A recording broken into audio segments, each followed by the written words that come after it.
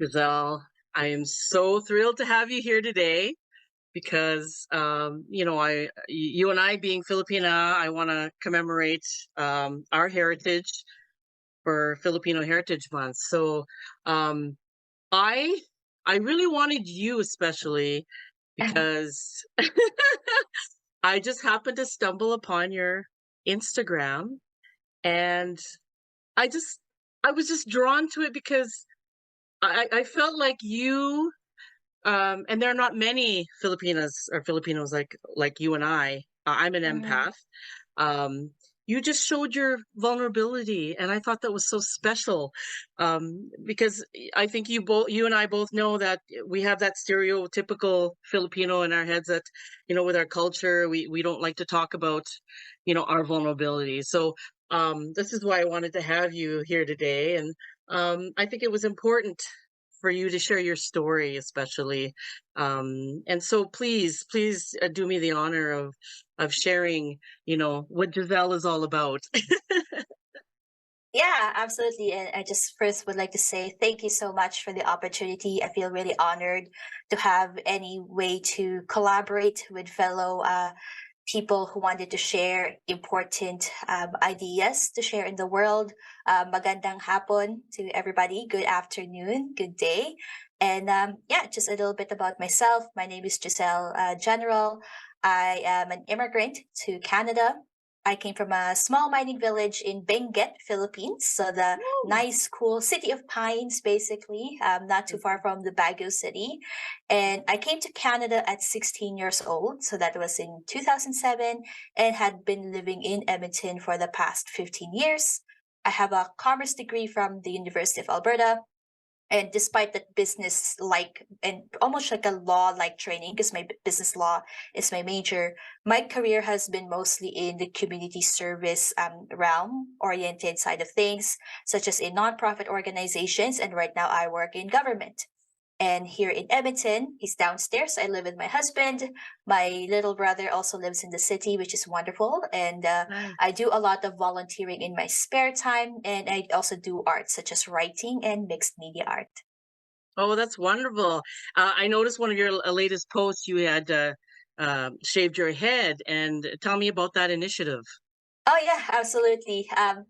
It's one of those blessings in disguise, as a phrase that we like to use a lot. There's a really funny backstory about my journey, because this is not the first time I did this. I've been doing this a lot. Oh, wow. Back in 2009, my first Canadian boyfriend and I broke up. I was 17 at the time, and I was grumpy. I'm like, I want a makeover. It's one of those things, right? That Yeah, as the young ladies seem to want to do yeah, to deal with a broken heart. I had yeah. very long hair then, and I went to the salon, and I wanted like a very drastically short haircut.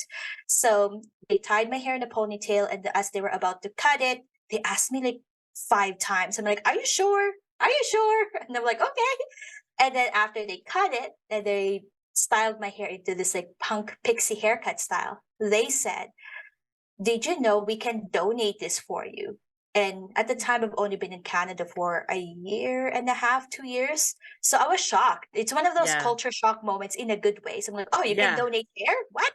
So Wow. since then, I've found different organizations to donate my hair. Like I don't go to the salon for just a makeover. Like I just Yeah. naturally grow my hair out, cut it to donate, and over and over and over. So it just my Wow. brother came here to cut my hair 2 weeks ago, almost Wow. kalbo, almost bald. So it had Yeah. grown a little bit, and I this time around I packaged my hair to Ontario to this organization Ah, called Angel Hair Foundation. They make okay. affordable wigs for children with medical needs. Oh, Mhm. that's so special. Wow, that's so good of you. Now, I want to talk about obviously, the things that you posted that were really resonated with me. And mainly, we come to talk about mental health, especially in the Filipino culture, the Asian culture. So I want you to delve, into that, especially because I know you're very open about it. So please expand on your story in relation to that.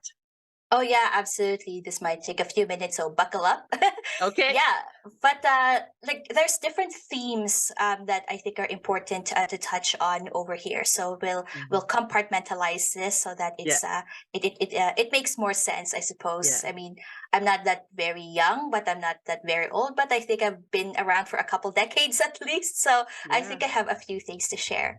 So I think Yes. like the first category, or I guess the first focus topic that is really worth mentioning here, it's just about my actual family life, right? So just as a child and growing up and that kind of stuff. So in the mining village in Felix Mines, Benguet, Philippines, as a child, I was living there, pretty decent, uh, rural. Quiet life with my parents. I had an ate, older sister, and I have an ading, old younger Mm. brother. Yeah. But during a jeepney trip from Baguio City back to our village, we got into an accident with a lot of people died, including my parents and sisters. It was horrific. It was a Oh. big deal for my family. It was a big deal for the village. It's definitely a significant horrific event, Oh, I'm and there so were few sorry. survivors. Thank you. Oh. Yeah, and this was October 1999.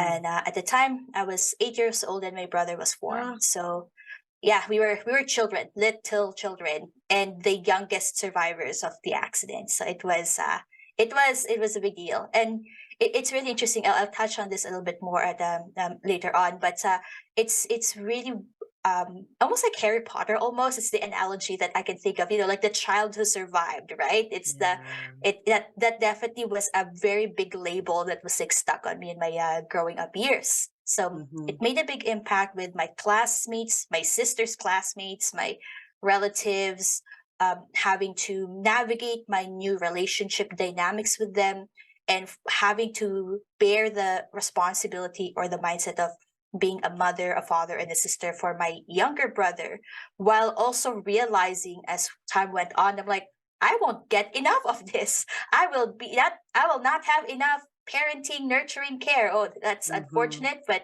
it's quite heavy for a child to come to Mm. terms with that, dealing with competing needs and things like that. So specifically on the family life, I think what helped a lot is, I mean, I guess sometimes when it comes to romance, things are meant to be. My husband was really wonderful with connecting me Mm. with his family and being conscientious with learning about how my sometimes unusual, maybe weird or annoying habits or mindsets, it's really rooted in the different environment I grew up in. And Right. yeah, like I don't think I'll 100% heal from it. I really, the older I get, the more I Mhm. realize it is not really a thing. But Yeah. at the same time, not experiencing unhealthy things like the conflict and the passive aggressiveness and the secrets and the drama, like not having that in my life right now, I think it's a big victory. So that's the first part over there, just on the being an orphan side of things. The next part here that is also worth talking about from like a mental health side of things is the abuse I experienced growing up. So particularly in this case, sexual abuse. So long Mm. story short, it's not a great thing to experience when you are Yeah. looking forward to graduating from high school.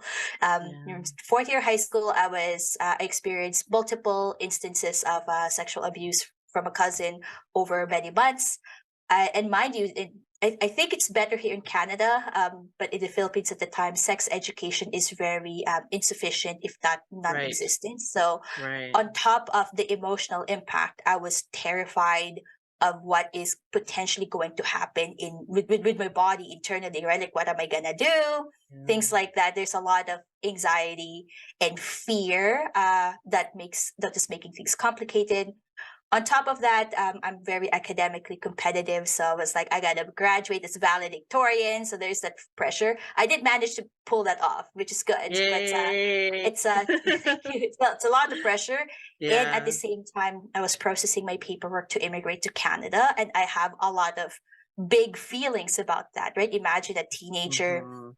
having, just to a degree, suffering in silence, pushing myself to perform, overperform if needed, and then I'm like, I will I might be away from my brother again. So it's Mhm. really it's a big ball of feelings Yeah. essentially.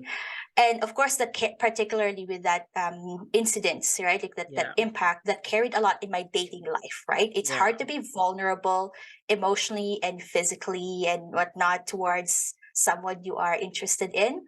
But Mhm. again, going back again to my lovely husband, I gotta give him credit during when the first few months and years we started dating, because I eventually trusted him enough to share to him what happened, because we were about to vacation to the Philippines together. I'm like, oh my God, he needs to know. Otherwise, it will be a Ah. problem. Yeah. And when I told him everything, I was of course emotional and clumsy about it. He comforted me. He believed me. That's an important part. And he's the first person in my life who actually gave me the proper terminology for what happened. So he was like, "Did you know in Canada this is called sexual assault? That is illegal here." I'm like, "Oh." So it's there's something about hearing from someone you trust that what happened to you is painful and wrong and it's not your fault. So that was a big foundation to the beginning of my healing journey. And then a few Mhm. years after, in the nonprofit where I used to work, my boss, she's really wonderful. Her name's Jennifer. She suggested this organization called Sexual Assault Center of Edmonton. It's a nonprofit in the city that gives free therapy for survivors Oh. of sexual abuse, regardless of when it happened. Oh my God, that's awesome to know. Wow. So yes, this was it was I still remember key dates because it was so significant. Like I applied for them in November 2016. I got Mhm. waitlisted for 3 months, and then since then Mm. I was going to therapy for the first time in my life on a regular basis, and Yay. it was quite amazing and transformative. I didn't know what to expect. um and there's some stereotypes, like you've seen in TV and whatnot, with a Mhm. soft couch that the patient sits on and your therapist holding a clipboard writing Yeah. notes. Those things are kind of true. Like that Yeah. was my experience, but Uh, I was sitting on the couch, I was not lying on the couch. So but it was just really interesting and transformative, and that seriously was the positive trajectory that helped me heal through the trauma from that, and it helped me feel more educated about mental health, like through my appointments with this counselor. It's no mhm. like mental health is not, it's no longer just like buzzwords that are like meaningless or like that are meant for medical people or like serious Mhm. psychiatric cases. Like it is very relevant to everyday people, which is fantastic. And Yeah. the last thing I actually want to mention about this, which helped on a more like global scale, is the Me Too movement actually started around that time. So Oh, hashtag good. Me Too, when people started sharing Mhm. in all different levels of detail. Some people are just like, yes, me too, I've been sexually abused, and this Mhm. when I was a child, when I was a Yeah. teenager, as a married woman, yada yada. And that Mhm. these stories, and some people were like, they literally use it as their therapeutic, like let it all out with like a lot of graphic details. But Mhm. on one hand, it's quite depressing and distressing to see, but at the same time there is definitely that great comfort, even though it's also a bit infuriating that I Yeah. can't believe this is so common and so many people have been experiencing this and had experienced it. And Yeah. because of that too, just in general, right, there's in the recent years there's more discussion now about mental health in Mhm. workplaces, amongst friends and family, and social media. So yeah, that's a big thing, just like naming things, whether it's sexual assault or counseling or these Mhm. different therapy methods, or Yeah. and the different types of trauma and things like that. It really helped myself, and I think everyday people, make it real and understandable. Yeah. Wow, that's so lovely, and that's going to be the segue into our conversation. So, actually, it was just I mean, we were already talking at this point, but I just happened to watch the TFC channel. I'm not very well versed in the Tagalog language, but I can get bits and pieces of what's going on when I watch the TV, right? So, Yeah. on the news on TFC, they were actually showing on the news that the government is actually taking action in the Philippines now on mental health, which was so nice to see Mhm. That's because amazing. right? and I was like, I can't believe this is happening right now because you and I know culturally, there's that stereotypical, especially with families, there's a little bit of shame, right? If we start talking about it, and fear for being disowned or disrespected, right? And the other Mm-hmm. parts of it too is sometimes Filipinos think, okay, well, I have this, maybe it's going to last for a moment, right? Or I can handle it myself, which Mm-hmm. it's important for you and I to spread this love and this awareness to our community, uh and just say, what, it's okay to not be okay, and there's Mm-hmm. support, right? Not just in Canada. There's Filipinos all over the world, so let's show the love and let's show the support, that you don't need to be scared anymore, so Mm-hmm. I want you to expand on that and give me your thoughts. Yeah, absolutely. I have a different like thoughts and reflections on that phenomenon. And again, as I'm really pleased to hear that there's bigger and more thoughtful discussions about that in the motherland. That's a really big Yes. first step.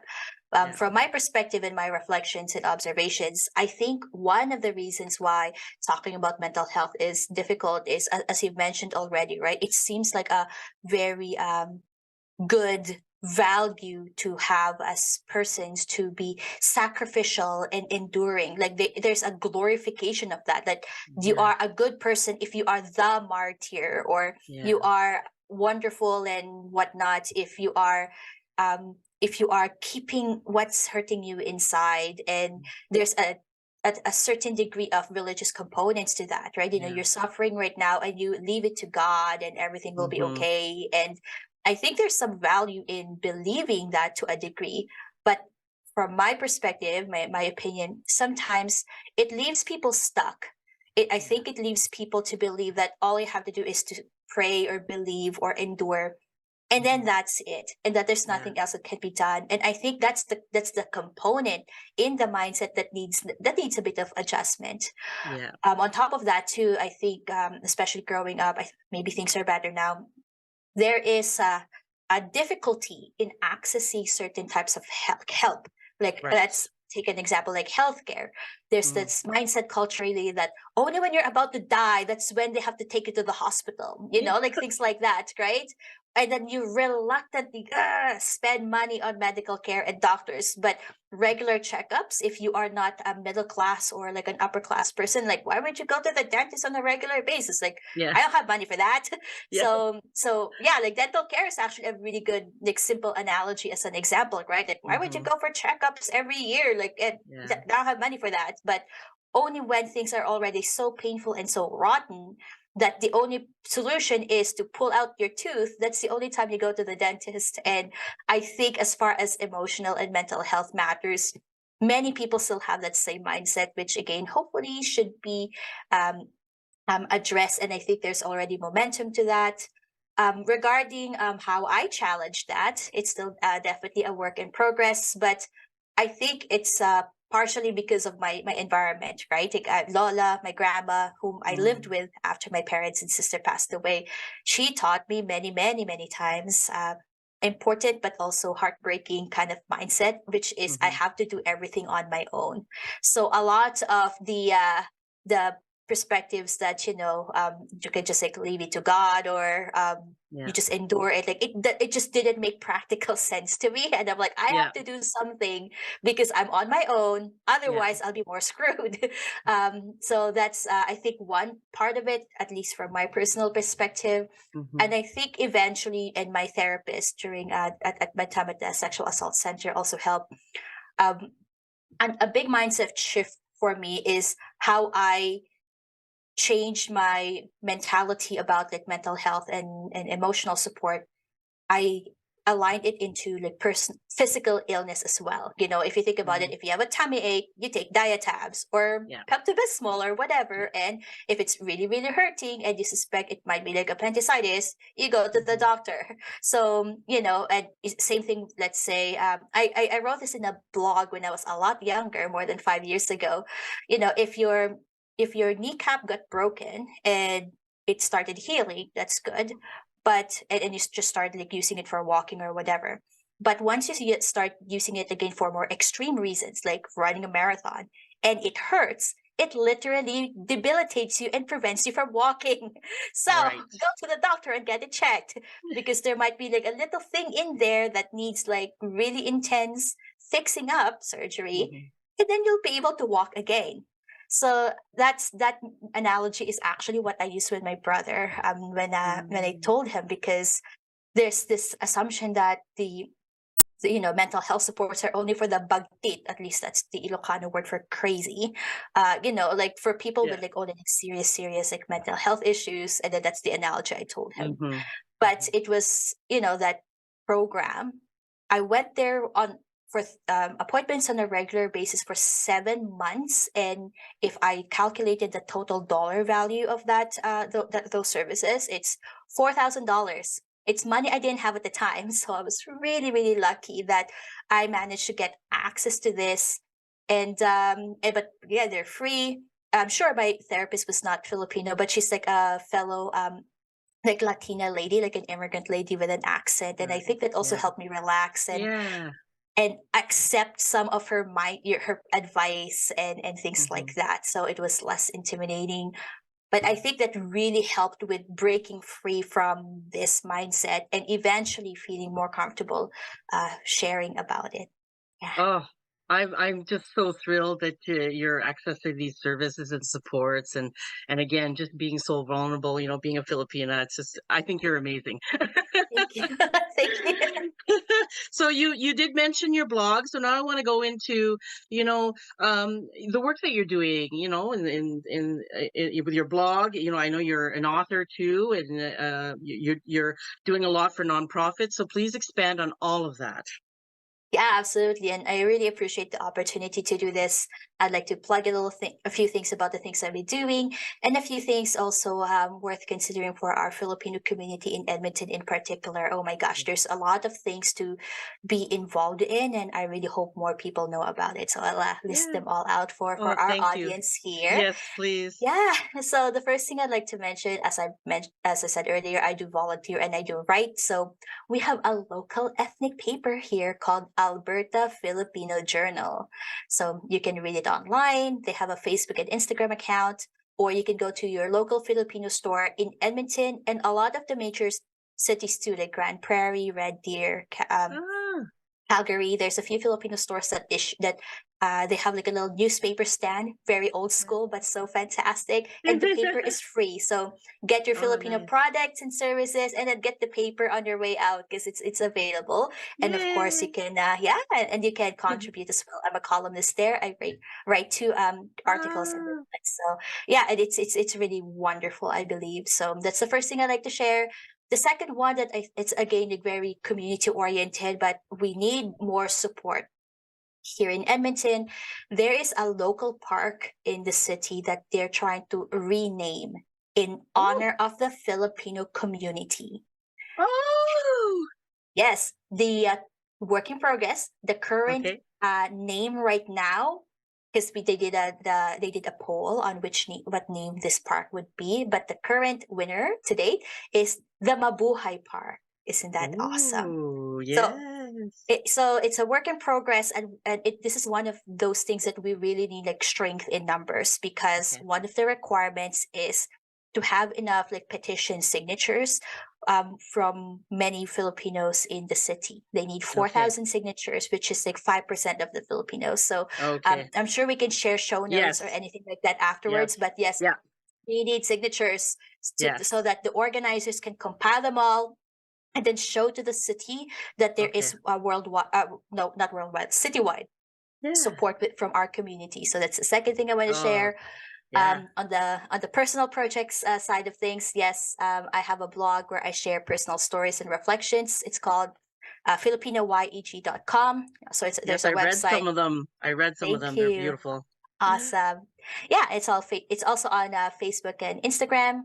I guess a couple more things. Yes, I was a former political candidate. I ran for Yeah. city council in 2021 and I Wow. got second place. So if any Oh. yeah, it's overall a good. I was told it was a good performance for a first time candidate who is not from a political dynasty. I'm like the opposite of that.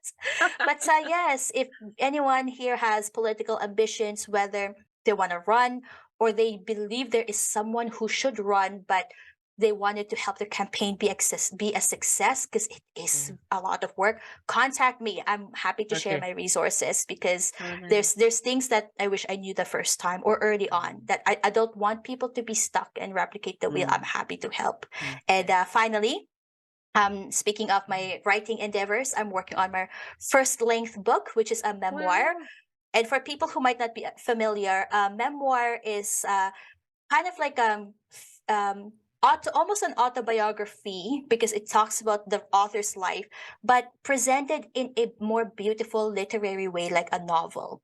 So think of Mm, it as like it's a novel style. So it's like a really a good story that unfolds, but the author is talking about their personal life. So in my case, I'll be talking about my childhood from the day my parents and sister died till the day mhm. I landed in Canada. So I'll give more updates on my socials. I have a fellow Filipino helping me with the editing right now, Oh, and nice. hopefully it will be published in a few years because I've heard that the journey takes up some time, takes a few years, Hmm. but I think because I am trying to do it mindfully as possible, I think it'll be worth it.